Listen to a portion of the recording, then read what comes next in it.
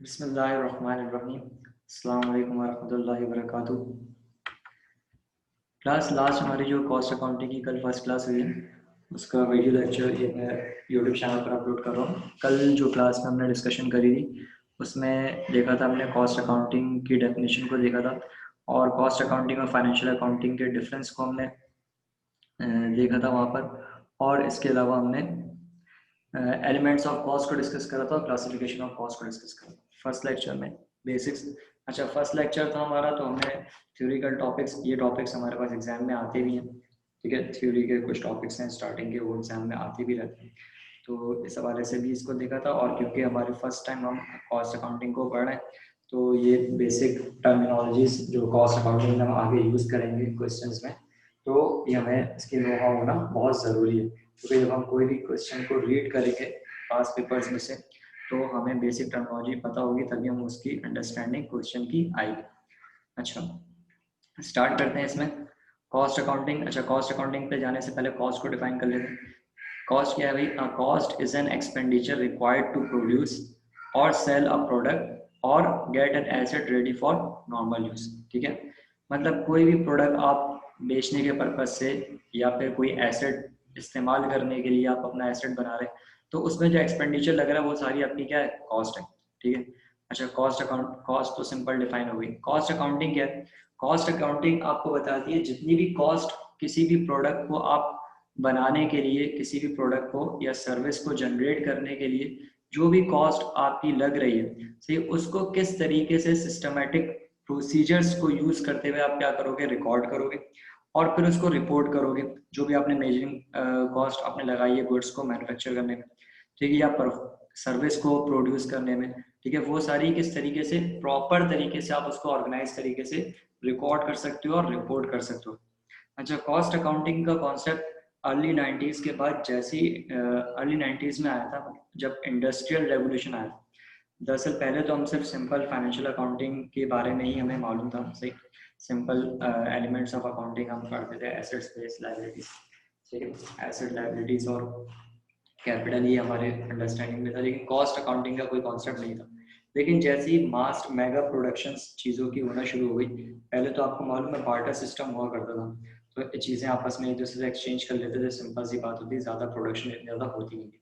लेकिन जैसे थाउजेंड्स में, मिलियंस में एक एक यूनिट, एक एक प्रोडक्ट के थाउजेंड्स और मिलियंस यूनिट्स बनाना शुरू कर दिया इंडस्ट्रीज ने, और वर्ल्ड वाइड बिजनेस जो है, इंटरनेशनल बिजनेस होना शुरू हो गया, तो वहाँ पर फिर हमें कॉस्ट को, क्योंकि मार्केट बहुत ज़्यादा कम्पिटेटिव हो गई और जो भी मार्केट में अपने आप को चाहता है कि मैं सक्सेस हासिल करूँ मार्केट में अपने कंपटीटर के अगेंस्ट, तो वो देखो प्राइस तो नहीं बढ़ा सकता, अपनी प्रोडक्ट की प्राइस अपने कस्टमर से ज़्यादा प्राइस बढ़ाना एक मुश्किल काम है। बेस्ट थिंग होती है अगर आपको मार्केट में मतलब आप सक्सेस करना है अपने कंपटीशन के, कंपटीटर के अगेंस्ट, तो बेस्ट थिंग होती है कि आप क्या करो, अपनी कॉस्ट किसी तरीके से क्या करो, मिनिमाइज करो। जितना कॉस्ट मिनिमाइज करोगे तो आपका प्रॉफिट मार्जिन क्या हो जाएगा, खुद ब खुद इंक्रीज हो जाएगा। तो कॉस्ट अकाउंटिंग का जो इंट्रोडक्शन है वो रेवोल्यूशन आया है किसके बाद? जब इंडस्ट्रियल रेवोल्यूशन हमारे पास आया तो उसके बाद कॉस्ट अकाउंटिंग इंट्रोड्यूस हुई, सही। कॉस्ट अकाउंटिंग में हम यही देखते हैं कि भाई कॉस्ट को किस तरीके से जो मेजर पर्पस है, कॉस्ट को कंट्रोल किस तरीके से किया जाएगा, ठीक है। हम कॉस्ट इन्फॉर्मेशन अपने मैनेजमेंट्स को देते हैं, मैनेजर्स को देते हैं, वो उसको रखते हुए, सामने रखते हुए फ्यूचर को प्लान करते हैं कि आज हमें ये प्रोडक्ट बनाने में ये कॉस्ट लगी है, फ्यूचर में हम इसी चीज़ को सामने रख लें या अपने कंपटीटर को देखें, या फिर जो प्रीवियस इंडस्ट्रीज हैं उनकी फाइनेंशियल रिपोर्ट्स को देखते हुए कि भाई ये इनको कितनी कॉस्ट लगती है, सही। तो हम आइडिया लेते हैं और फिर फ्यूचर को क्या करते हैं, प्लान करते हैं, सही। इसके साथ साथ कॉस्ट अकाउंटिंग भी, मतलब यहाँ पर बात इनफ नहीं हो गई, कॉस्ट अकाउंटिंग भी सब सेट है किसका? मैनेजर अकाउंटिंग का। आगे हम एमबीए वगैरह में जाएंगे तो वहाँ पर हम मैनेजर अकाउंटिंग को पढ़ रहे होंगे, सही। यहाँ पर भी कुछ टॉपिक्स हम पढ़ेंगे। स्टैंडर्ड कॉस्टिंग का टॉपिक है हमारा, पूरा 20 मार्क्स का क्वेश्चन आते हैं वहाँ से, तो वहाँ पर हम स्टैंडर्ड कॉस्टिंग में एक तरह से वो मैनेजर कॉस्टिंग का ही पार्ट है, ठीक है। लेकिन बस हम डिसीजन मेकिंग नहीं कर रहे होंगे वहाँ पर, इस मैनेजर अकाउंटिंग में दरअसल डिसीजन मेकिंग के पार्ट आते हैं, सही। वो आगे जब आ जाएंगे एमबीए में तो हम वहाँ पढ़ लेंगे, सही। इसी तरीके से हम आते हैं फाइनेंशियल कॉस्ट और कॉस्ट अकाउंटिंग में। फाइनेंशियल अकाउंटिंग और कॉस्ट अकाउंटिंग में क्या डिफरेंस है? याद रहे जो हमने बीकॉम पार्ट 1 में अकाउंटिंग पढ़ी थी वो टोटल फाइनेंशियल अकाउंटिंग थी, और यहाँ पर पार्ट 2 में भी हम एक एडवांस फाइनेंशियल अकाउंटिंग पढ़ेंगे, तो ये 2 अकाउंटिंग है हमारे पास, एक कॉस्ट अकाउंटिंग पढ़ेंगे। तो फाइनेंशियल अकाउंटिंग और कॉस्ट अकाउंटिंग में डिफरेंस क्या है, ये 13 पॉइंट्स ये एग्जाम में क्वेश्चन आ चुका है, ठीक है, अक्सर ही आ जाता है फाइनेंशियल और कॉस्ट अकाउंटिंग का डिफरेंस आप लिख के दिखाएं, ठीक है।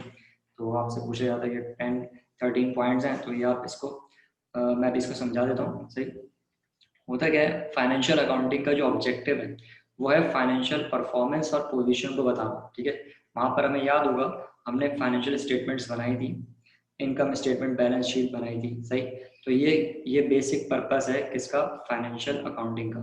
और जो कॉस्ट अकाउंटिंग का पर्पस है वो ये है कि आप कॉस्ट को पहले तो एसरटेन करें। एसरटेन करने का मतलब होता है कि कॉस्ट आइडेंटिफाई करें कि आपकी प्रोडक्ट बनाने में कॉस्ट कहाँ लग रही है और कौन कौन सी कॉस्ट लग रही है, ठीक है। सेकंड पर्पस है इसका, उसी कॉस्ट को कंट्रोल किस तरीके से किया जा सकता है, सही। इसी तरीके से कॉस्ट एंड प्रॉफिट की अगर बात करें तो जो फाइनेंशियल अकाउंटिंग है वो प्रॉफिट एंड लॉस को शो करती है, कॉस्ट भी बता रही होती है, जितनी कॉस्ट लगी है वो बताती है, और उसके साथ साथ प्रॉफिट और लॉस को भी बता रही होती है। लेकिन जहां तक कॉस्ट की बात है, तो कॉस्ट अकाउंटिंग की बात है, तो यहाँ पर सिर्फ हम कॉस्ट की बात कर रहे होते हैं कि एक प्रोडक्ट को बनाने के लिए आपकी कितनी कॉस्ट इनकर हुई, ठीक है, उसको हम देख रहे होंगे।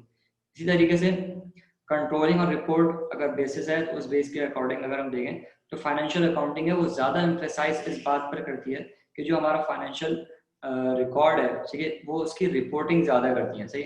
मतलब बहुत तरह की रिपोर्ट्स यहाँ पर बन रही होती हैं और स्टैंडर्ड के मुताबिक, जो इंटरनेशनल अकाउंटिंग स्टैंडर्ड्स हैं उसके मुताबिक वो रिपोर्ट्स हम बना रहे होते हैं, क्योंकि हम बाउंड होते हैं, लीगली हम क्या है, बाउंड है इन रिपोर्ट्स को बनाने के लिए लॉ की तरफ से। लेकिन यहाँ पर रिपोर्टिंग तो करनी है, लेकिन उसके साथ साथ कॉस्ट को कंट्रोल भी करना है, तो ज्यादा फोर्स हम क्या कॉस्ट को कंट्रोल करने पर और कॉस्ट की रिपोर्टिंग करने पर कर रहे होते हैं। यहाँ पर सिर्फ रिपोर्टिंग करते हैं। अच्छा, डिसीजन मेकिंग, यहाँ पर डिसीजन मेकिंग आपका क्या होता है, लिमिटेड होता है, क्योंकि जब आप फाइनेंशियल रिपोर्ट्स बनाते हो तो उस वक्त होता क्या है कि सारी कॉस्ट तो ऑलरेडी इनकर हो चुकी होती है, ठीक है, सब चीजें ऑलरेडी, मतलब सेल्स का काम परफॉर्म हो चुका होता है, ठीक है, और इसी तरीके से इन्वेंट्री वैल्यूड हो चुकी होती है, रिसीवेबल की वैल्यूएशन हो चुकी होती है, तो ये मतलब हर चीज की वैल्यूएशन हो चुकी होती है और सामने बाद आपके सामने रिपोर्ट्स बन के आ रही होगी, तो वो हमारे पास जो वहाँ पर डिसीजन मेकिंग है वो तो मतलब फाइनेंशियल रिपोर्ट्स बनने के बाद हम क्या करेंगे, डिसीजंस लेंगे। लेकिन यहाँ पर कॉस्ट अकाउंटिंग तो एक तरह से हम करें कि डिजाइन ही डिसीजन मेकिंग के लिए की गई है। इस सिंपल सी बात है, हम एक प्रोडक्ट बनाना चाहते हैं, अब उस प्रोडक्ट को बनाने के लिए हम एक तरीके तो एक हम खुद बना रहे हैं, हम खुद बनाएंगे तो हमें कितनी कॉस्ट लगेगी, या फिर हम उसको आउटसोर्स कर दें या किसी और से बनवा लें, तो ये सारे इस तरह के डिसीजन हम कॉस्ट अकाउंटिंग में ले रहे होते हैं, सही। या किसी कोई मशीनरी या प्लांट परचेज करना है तो उसकी कॉस्टिंग करनी है, कितने यूनिट बना के देगा ये प्लांट, सही, कितने दिन में बनाएगा, कितनी एम्प्लॉय चाहिए, तो ये सब चीजें कॉस्ट अकाउंटिंग में आती हैं। इसी तरीके से रिस्पॉन्सिबिलिटी, यहाँ पर हम किसी की रिस्पॉन्सिबिलिटी फिक्स नहीं कर सकते, सही है, इसमें फाइनेंशियल अकाउंटिंग, क्योंकि जब फाइनेंशियल अकाउंटिंग के कुछ अपने अकाउंटिंग स्टैंडर्ड्स और इंटरनेशनल रिपोर्टिंग सिस्टम है, प्रोसीजर है, ठीक है, गैप एक हमारे पास बॉडी है, ठीक है, जिसमें जनरली एक्सेप्टेड अकाउंटिंग प्रिंसिपल्स हैं, तो उनको तो हमें फॉलो करना ही है हर हाल, सही। तो यहाँ पर एक किसी भी इंडिविजुअल को हम इसके लिए बाउंड नहीं कर सकते, रिस्पॉन्सिबल नहीं ठहरा सकते। लेकिन यहाँ पर हम कॉस्ट अगर कहीं भी ज़्यादा इंकर होगी, सही, जितनी हमने स्टैंडर्ड सेट करा है उससे ज़्यादा इंकर हो रही है, तो वहाँ पर वो डिपार्टमेंट क्या हो जाएगा, रिस्पॉन्सिबल हो जाएगा। अच्छा, टाइम फ्रेम, यहाँ पर हिस्टोरिकल डाटा हम यूज करते हैं, ठीक है, जो कॉस्ट हमारी इनकर हो गई, ठीक है, और जो हमने रिपोर्ट्स अपनी बना ली, ठीक है, उन डाटा को क्या मतलब किसी भी टाइम पीरियड में, फाइनेंशियल ईयर, एक साल के अंदर या 3 महीने में अपनी या हाफ ईयरली, सेमी एनुअली या क्वार्टरली हम अपनी जो है इनकम स्टेटमेंट, बैलेंस शीट वगैरह बना रहे होते हैं। लेकिन यहाँ तो प्रेजेंट और फ्यूचर दोनों रिपोर्ट्स बनाई जा रही होती है, जो करंट मैन्युफैक्चरिंग प्रोसेस चल रहा है या करंट प्रोडक्शन चल रही है उसकी भी रिपोर्ट्स बन रही है, और फ्यूचर में जो प्रोडक्शंस होंगी उसकी भी रिपोर्ट्स हम यहाँ पर बना रहे होते हैं।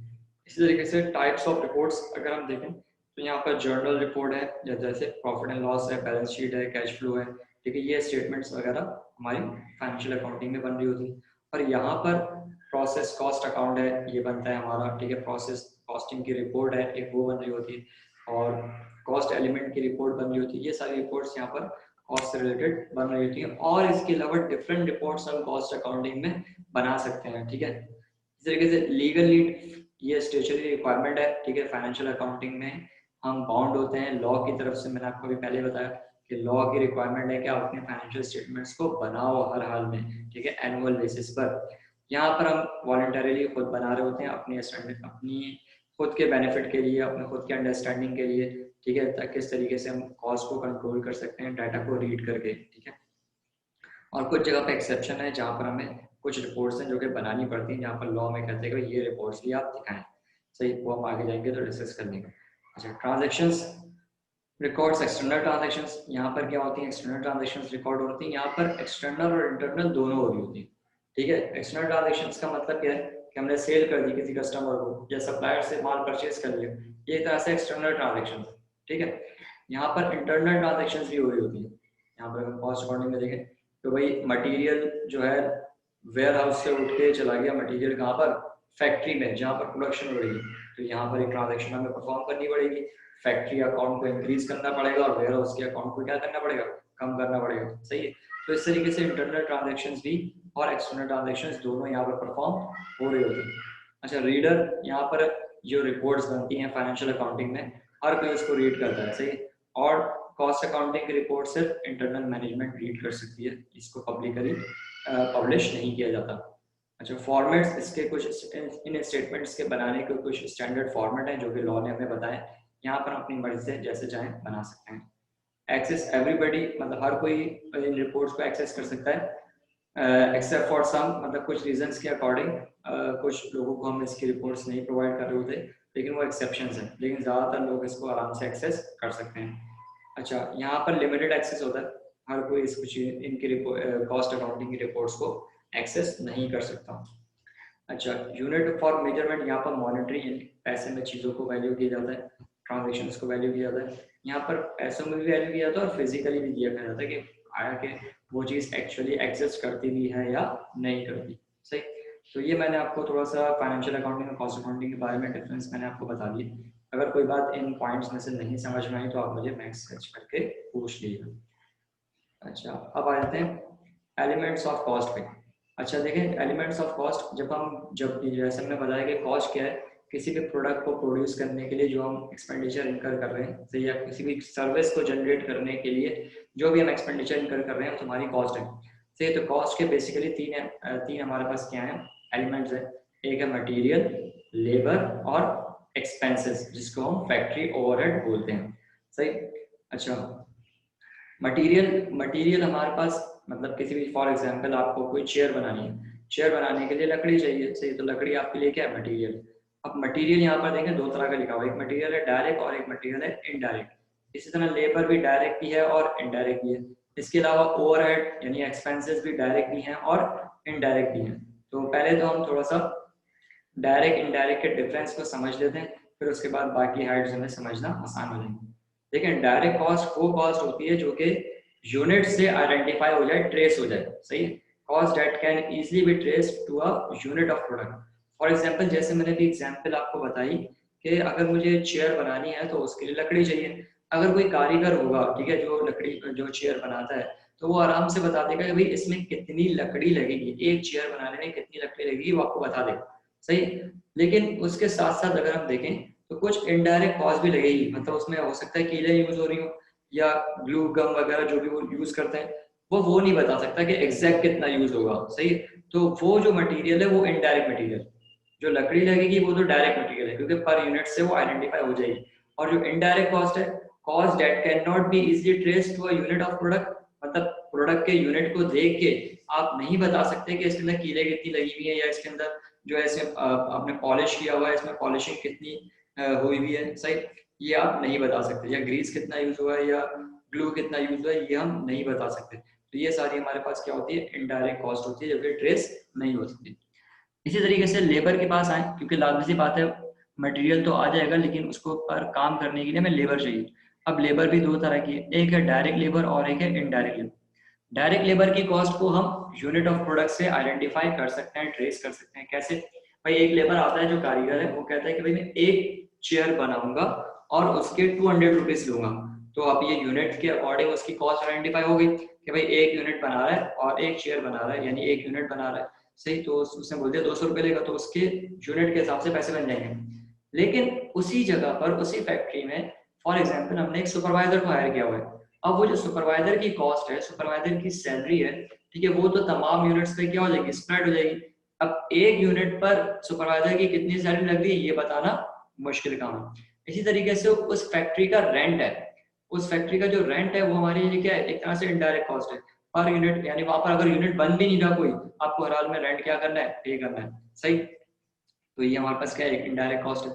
इसी तरीके से अदर एक्सपेंसेस होते हैं, और जो फैक्ट्री ओवरहेड कहलाते हैं, नॉर्मली जो सारे इनडायरेक्ट कॉस्ट होती हैं, लेकिन इसमें कुछ डायरेक्ट कॉस्ट होती है। जैसे मशीन है, एक मशीन है वो एक यूनिट बनाती है तो 1 घंटा चलती है तो 1 यूनिट बनाती है। अब 1 घंटे में कितनी बिजली वो कंज्यूम कर रही है, इसको हम डायरेक्ट कॉस्ट में काउंट कर सकते हैं, ताकि पता लग जाए कि भाई 1 यूनिट बनाया है इसने, 1 घंटा ये मशीन चली है तो उसमें इतनी बिजली कंज्यूम हुई है, तो हम बता देते हैं भाई पर यूनिट के हिसाब से कितनी बिजली कंज्यूम हुई होगी, वो हम कॉस्ट को डायरेक्ट कंसीडर कर लेते हैं। इसी तरीके से उस मशीन की वेयर एंड टेयर है, रिपेयर करवा लिया उस मशीन को, कुछ उसने सही करवा लिया, ठीक है, ऑयलिंग करवा ली उस मशीन की, तो ये जो काम है वो सारे क्या हो जाएंगे, इनडायरेक्ट कॉस्ट में आ गए।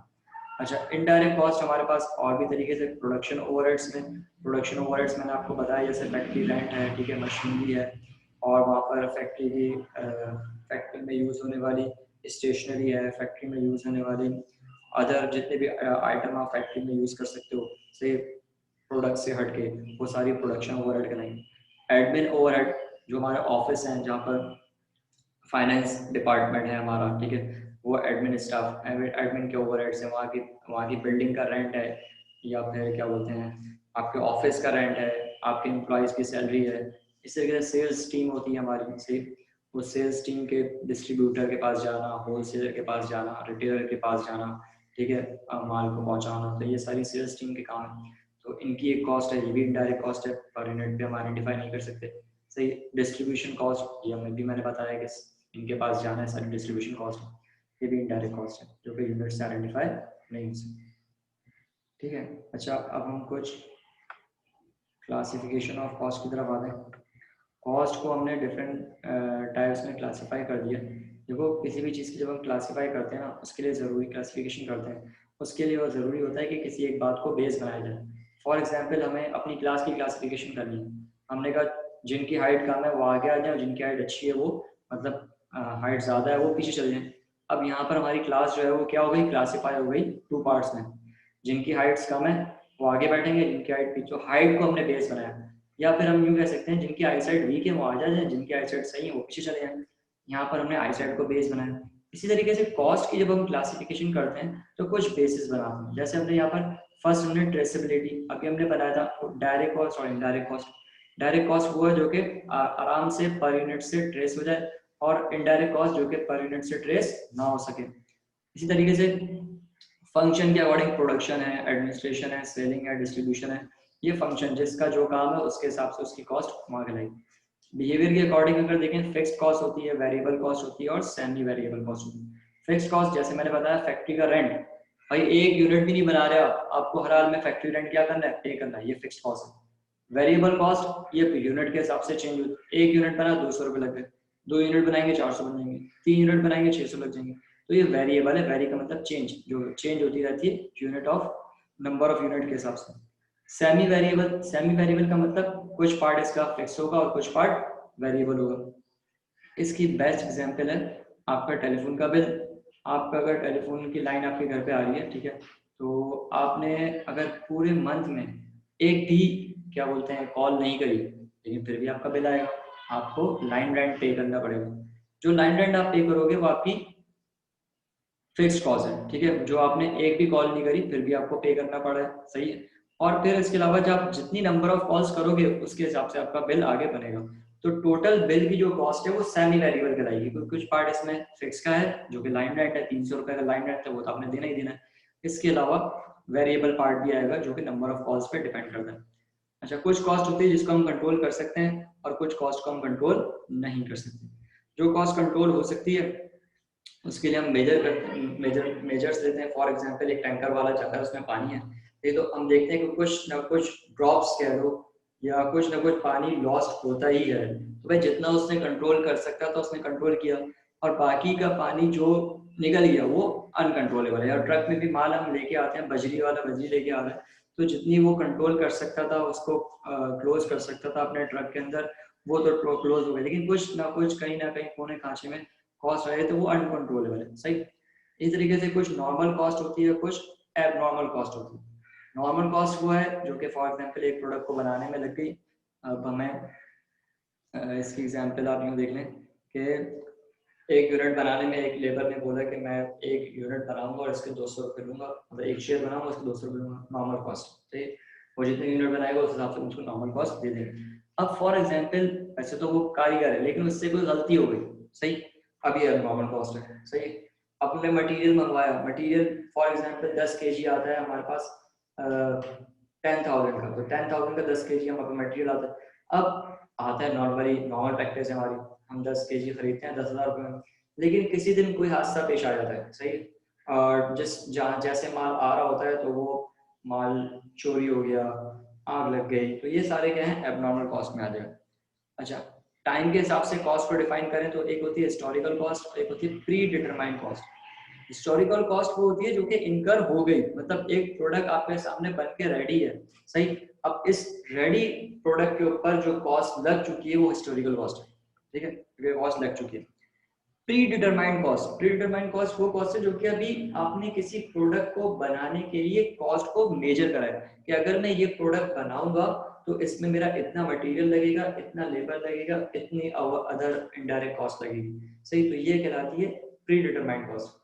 समझ आई बात, मतलब अभी चीज मौजूद नहीं है लेकिन उसको बनाने के लिए क्या कॉस्ट लगोगे वो हमने प्री मतलब पहले से हमने डिटरमाइन कर लिया। अच्छा, डिसीजन मेकिंग के अकॉर्डिंग ये कुछ नेम है, इसको बस सिर्फ नेम में याद रखें, ठीक है। बाकी मैं प्रेजेंटेशन का लिंक आपको सेंड कर दूंगा, तो यहाँ नोट्स में मैंने ये सब चीज़ें डिफाइन करी हुई डिटेल में, तो ये नोट्स आपको यहाँ से मिल भी जाएंगी, ठीक है। अच्छा, इसके अलावा हमारे पास कॉस्ट की क्लासिफिकेशन में ये हमारे पास जो फर्स्ट क्वेश्चन अभी हम परफॉर्म करेंगे इंशाल्लाह नेक्स्ट आज की क्लास में, ठीक है। तो वो ये हमारे पास क्लासिफिकेशन, जैसे प्रोडक्ट कॉस्ट की अगर हम बात करें तो प्रोडक्ट, कोई भी प्रोडक्ट बनाने के लिए हमारा जो कॉस्ट लगती है, मटेरियल, लेबर और मैन्युफैक्चरिंग कॉस्ट, ओवरहेड, सही, मटेरियल चाहिए, लेबर चाहिए और उसके अलावा फैक्ट्री के जो अदर एक्सपेंसेस हैं वो, इन तीनों को मिलाओ तो मैन्युफैक्चरिंग प्रोडक्ट रेडी हो जाता है कॉस्ट। इस तरीके से period cost, period cost non manufacturing से मतलब फैक्ट्री जहाँ पर प्रोडक्शन हो रही है वहां से हटकर जितनी भी कॉस्ट है वो सारी क्या है, जैसे सेलिंग एंड एडमिन है, ठीक है, डिस्ट्रीब्यूशन कॉस्ट है, ये सारी क्या है, पीरियड कॉस्ट कहलाती है। मैन्युफैक्चरिंग कॉस्ट की बात करें तो मैन्युफैक्चरिंग कॉस्ट का मतलब होता है डायरेक्ट मटेरियल, डीएम मतलब डायरेक्ट मटेरियल, डायरेक्ट मटेरियल उठा लें सारा, डायरेक्ट लेबर और फिर इनडायरेक्ट कॉस्ट जितनी लगी। अब इनडायरेक्ट फैक्ट्री ओवरहेड का मतलब होता है इनडायरेक्ट कॉस्ट। अब इनडायरेक्ट कॉस्ट में आपका इनडायरेक्ट लेबर भी आ सकता है, इनडायरेक्ट मटेरियल भी आ सकता है और अदर इनडायरेक्ट एक्सपेंसेस भी आ सकते हैं। प्राइम कॉस्ट का मतलब होता है डायरेक्ट लेबर और डायरेक्ट मटेरियल, इन दोनों को प्लस कर लें तो ये हमारे पास कंप्लीट हो जाएगा। कन्वर्जन कॉस्ट का मतलब है डायरेक्ट लेबर और इनडायरेक्ट कॉस्ट को मिला दें, कन्वर्जन कॉस्ट आ जाएगी। कॉस्ट ऑफ गुड मैन्युफैक्चर्ड, इसकी हम स्टेटमेंट बनाएंगे। जो हमारी मैन्युफैक्चरिंग कॉस्ट है, ये रही मैन्युफैक्चरिंग कॉस्ट, ये मैन्युफैक्चरिंग कॉस्ट। इस मैन्युफैक्चरिंग कॉस्ट में अगर हम WIP बिगनिंग यानी वर्क इन प्रोसेस बिगनिंग, जो पहले से काम चल रहा था, मैन्युफैक्चरिंग कॉस्ट तो वो है ना जो कि हमने इस दफा इनकर करी, इस दफा हमने मटेरियल इतना यूज करा, इस दफा हमने लेबर इतनी यूज करी, इस दफा हमारा फैक्ट्री ओवरहेड इतना लगा, ऑलरेडी पहले से काम कुछ हुआ हुआ रेडी था, उसको ऐड कर दें और एंडिंग को क्या कर दें, माइनस कर दें, तो कॉस्ट ऑफ गुड मैन्युफैक्चर्ड आ जाएगी, मतलब वो उस गुड्स की कॉस्ट आ जाएगी जो कि मैन्युफैक्चर्ड होकर रेडी कंडीशन में आ गई है, यानी फिनिश गुड में आ चुकी है, ठीक है। तो ये हमारे पास आज की क्लास कंप्लीट होती है। आज के टॉपिक्स हमने जो लास्ट क्लास ली उसमें टॉपिक्स को डिस्कस करा था।